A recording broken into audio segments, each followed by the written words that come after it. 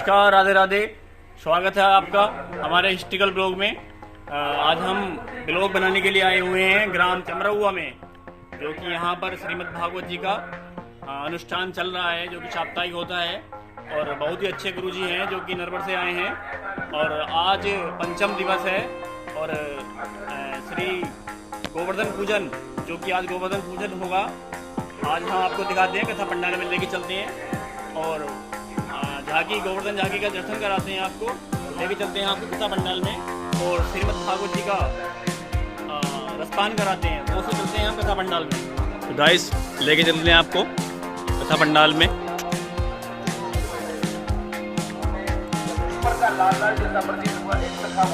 यह है रास्ता और ये है ऊपर लगा हुआ माइक, देख सकते हैं आप। और गाइस प्रवेश करते हैं कथा पंडाल में। नरसिंह मेहता का भाग भरने के लिए ठाकुर भूखे ही थाली से उतर के बातें तो भक्तों से अपनी बेटी से भगवान कराते हैं। भगवान ने ये प्रतिज्ञा करा, दीक्षा करा कि कृष्ण जैसे ही आए मैं मुखबंद करूं, और जैसे ही कृष्ण आए उसने कब से मुखबंद कर दिया। इतना जहरीला विषधर अजगर था वो कि उसकी जहरीली फुंकार से, जहरीली हवा से ही सारे बछड़े और जितने ग्वाल थे निष्प्राण हो गए, प्राणांत हो गया सबका। कन्हैया समझ गए, कन्हैया जाकर के उस अजगर के कंठ में अवरुद्ध हो गए, गले के पास जाकर। न तो बाहर आते हैं न अंदर जाते हैं, अपना शरीर बढ़ाना प्रारंभ कर दिया। और धीरे धीरे धीरे धीरे अघासुर की श्वास की नली बंद होने लगी। जैसे श्वास की नली बंद हुई, अघासुर का प्राणांत हो गया और ठाकुर जी ने अघासुर का वध कर दिया। बोले अघासुर वधकारी भगवान जय जय हो। अघासुर के मुख में से भगवान ने अपने मूर्छित निष्प्राण सखाओं को निकाला, उसके अंदर से बछड़ों को निकाला और भगवान ने अमृतमयी दृष्टि से सबको देखा। सबको पुनः नव जीवन प्राप्त हो गया और ऐसे उठकर के बछड़े और सखा खड़े हो गए जैसे कोई सोकर के जागता। उन्हें पता ही न लगा कि हमारी मृत्यु हो चुकी थी, वो तो सोते हुए से जाग गए। बड़ी प्रसन्नता के साथ भगवान की भूरी भूरी प्रसन्नता करने लगे कि नहीं तू सच में ही कह रहा था भैया के असुर है, हमने तेरी बात नहीं मानी इसलिए हमें दुख उठाना पड़ा। चलो कोई बात नहीं, किसी कदम के वृक्ष के नीचे चलते हैं और वहां जो प्रसाद हम अपने घर से लेकर के आए हैं उस भोजन प्रसाद को पाते हैं। सभी सखा एक कदम के वृक्ष के नीचे बैठ गए। लेकिन देखिए यहाँ खास बात यह है कि ये जो लीला जब हुई, इस लीला को सभी सखाओं ने एक वर्ष बाद अपने घर पे जाके कहा। वैसे जो भी लीला होती थी उसको तुरंत सुनाते थे, शाम को जाते थे आज कन्हैया ने ये लीला करी वन में। लेकिन इस लीला को ब्रजवासियों ने, सखाओं ने एक वर्ष बाद सुनाया। क्यों? क्योंकि जिस समय अघासुर के मुख में से बछड़ों को, गोपों को निकाला, उस समय ब्रह्मा सम्मोहन की, ब्रह्मा जी की एक और लीला प्रारंभ हो। समस्त ब्रजवासी, समस्त सखा कदम्ब के वृक्ष के नीचे आकर के बैठ गए।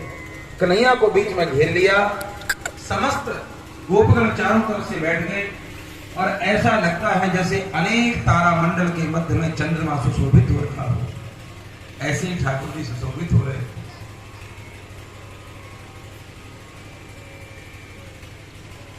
अपना अपना भोजन प्रसाद खोलते हैं। कोई कहता है कन्हैया मेरी मैया ने तेरे लिए कढ़ी चावल भेजे, कोई कहते हैं कन्हैया मेरी मैया ने तुझे दाल भात भेजा है, कोई कहता है कन्हैया मेरी मैया ने तुझे दही भात भेजा है। इस प्रकार अपना अपना भोजन, अपना अपना प्रसाद निकाल करके कन्हैया को भोग लगाने लगे। और कन्हैया बड़ी प्रसन्नता के साथ में उसके हाथ से ग्रास लेते खाते, उसके हाथ से ग्रास लेते खाते।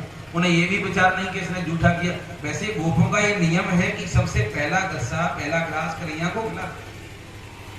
लेकिन कन्हैया के यहाँ ये विचार नहीं है कि इन्होंने उच्छिष्ट किया नहीं किया, वो तो बस दिया और कन्हैया पाते जाते हैं। अपने हाथों में दही भात का कवर रखे हुए हैं, अचार होते हुए उंगलियों के चित्रों के पास फंसा के खा लेते हैं। ऐसी दिव्य झांकी है। सुखदेव स्वामी कहते राजन, अनेक तारामंडल के मध्य में जैसे चंद्रमा सुशोभित हो रहा है, ऐसे कन्हैया उस कदम्ब के वृक्ष के नीचे गोपों से घिरे हुए शोभा को प्राप्त हो रहे हैं। इसी मंडली में एक सखा है जिसका नाम मधुमंगल है। मधुमंगल जाति से ब्राह्मण है निर्धन है, घर में अनाज आदि की व्यवस्था नहीं। मधुमंगल मन ही मन सोच रहा है, दूर बैठा है कि आज मैं घर से चला था तो मैया ने तो मुझे कुछ बाल भोग रखा नहीं, यदि कुछ बाल भोग मैया रखती तो मैं कन्हैया को भोग लगा। लेकिन अब जब भी मैं बाल भोग लेके आऊंगा कन्हैया का भोग जरूर लगाऊंगा। मन में भोग लगाने की भावना जगी। भगवान समझ गए कि मेरा भक्त मधुमंगल आज बहुत दुखी है, ये चाहता है कि मैं कन्हैया को भोग लगाऊं, लेकिन इसके पास भोग लगाने को कुछ है नहीं। भगवान समस्त गोपों को हटाते हुए बोले, भैया मधुमंगल दूर क्यों बैठा है? मधुमंगल सबके सब तो मुझे कुछ ना कुछ खिला रहे हैं भाई, तू क्यों नहीं मुझे कुछ खिलाता? मधुमंगल बोला, कन्हैया आज मैं लेके नहीं आया। उन्होंने कहा, कुछ भी सही, तू लेके नहीं आया तो लेके आ, आज का भोग, आज का प्रसाद मैं तेरे घर का जरूर खाऊंगा, ऐसा मैंने संकल्प किया है। भगवान जिद पकड़ने लगे। मधुमंगल बार बार समझाने लगा, नहीं कन्हैया नहीं, मैं कल लेकर के आऊंगा तो मैं बहुत सुंदर सा स्वादिष्ट सा बाल भोग बना करके लाऊंगा। मधुमंगल कहने लगा, तो कन्हैया बोले, नहीं अभी तू जा घर और लेकर के मुझे आ, मुझे तेरे घर का प्रसाद खाना है। मधुमंगल तो प्रसन्न हो गए, मन ही मन वो मानो नृत्य करने लगा, उसका हृदय नाचने लगा, प्रसन्नता से खिल गया उसका चेहरा। मेरे कन्हैया मुझे कितना प्यार करते हैं, मेरे कन्हैया मेरे मन की कितनी बात समझते हैं, आज मुझे उन्होंने कितना प्यार किया। वो कहते मधुमंगल के घर का भोजन पाऊंगा। दौड़ा दौड़ा मधुमंगल घर पर पहुंचा, मैया भोजन कर रही है, घर पर बैठी, मैया घर पर कुछ हो तो दो। मैया बोली, बेटा तुझे तो पता है घर में अन्न का दाना नहीं, सुबह जब मैंने तुझे भेजा था तो कल की जो खट्टी छाछ है उसे पिला के भेजा था, बस वही पड़ी है और तो कुछ है। मधुमंगल ने मन ही मन विचार किया, मेरे कृष्ण तो भाव के भूखे, उनको बहुत ज्यादा व्यंजन, बहुत ज्यादा उपहार, बहुत ज्यादा कुछ नहीं चाहिए, मेरे कन्हैया मेरी खट्टी छाछ का ही भोग लगाएंगे, ऐसा मेरा भाव है। ऐसा सोच करके भावावेश में वो मधुमंगल अपने सिर पर मटकी रखता है और चल पड़ा कन्हैया जहां है उस वन की ओर। रास्ते में मन ही मन विचार कर रहा है, क्या मेरा कन्हैया मुझ गरीब का प्रसाद पाएंगे, क्या इस गरीब पर कृपा करेंगे?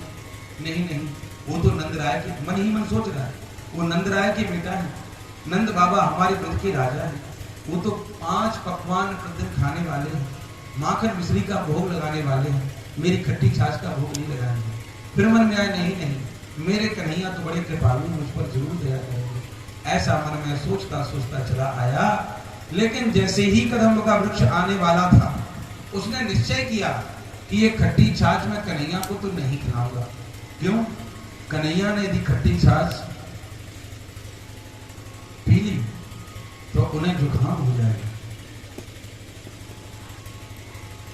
उनको बुखार आ जाएगा, कल मैं कुछ अच्छा सा लेके आऊंगा, ये खट्टी छाछ नहीं पिलाऊंगा। बोले सही बात है, आपने एक संत का नाम सुना होगा, बाबा रसिक पागल, बहुत अच्छे गायक थे। वो गायक जो थे सो थे, लेकिन वो भक्त बहुत अच्छे थे। हमारा एक साथी है योगेश, अब दिल्ली में रहता है, वो 6 महीने वो उनकी सेवा में रहा। तो उनका दूसरा एक शिष्य है जो डेली बिहारी जी की तस्वीर चित्र रखा हुआ था उनके कमरे में, उनको प्रतिदिन भोग लगाता था। अब वो करता क्या था कि उबलता हुआ दूध, बिल्कुल सच बात है, उबलता हुआ दूध गिलास में रखा और बिहारी जी के आगे रख देता था प्रतिदिन। 3-4 दिन ऐसा किया। बाबा रसिक ने एक दिन उसके गाल पर थप्पड़ मारा, शिष्य था उनका, क्यों रे बिहारी जी पूरी रात पेशाब के लिए उठते रहते, तू गर्म दूध पिला देता है। ये बोले वो, उनको बार बार पेशाब के लिए, लघुशंका के लिए उठना पड़ता है, वो परेशान होते हैं, मैं परेशान होता हूँ, गरम गरम दूध पिला देता है और ये थप्पड़ मारता। और ये बात बाबा रसिक को भी पता नहीं थी, किसी को पता नहीं थी। उसी बिहारी दास को जो चेला है, वो है भी ब्रज में, उन्हीं के जो आश्रम उसका उत्तराधिकारी है। तो वो कहने लगा कि सच में मेरा ये अपराध है कि मैं उबलता खोलता दूध ठाकुर जी के आगे रखता है। तो जो भक्त होते हैं उनको अपने कन्हैया की चिंता होती है। वैसे तो भगवान को सबकी चिंता है, लेकिन जब हम बाल रूप की सेवा कर रहे हैं तो हमारी ड्यूटी बनती है। बाल रूप में तो कन्हैया का ख्याल रखना पड़ेगा। आप बहुत ठंडे जल से स्नान नहीं करा सकते, बहुत ज्यादा उबलते जल से स्नान नहीं, गुनगुने जल से स्नान कराना पड़ेगा, क्योंकि बाल रूप की उपासना में सब वो ख्याल रखना पड़ेगा जो आप अपने बच्चे का ख्याल रखें। हर चीज का ध्यान रखना पड़ेगा। बसों ब्रज गोकुल गाँव के द्वार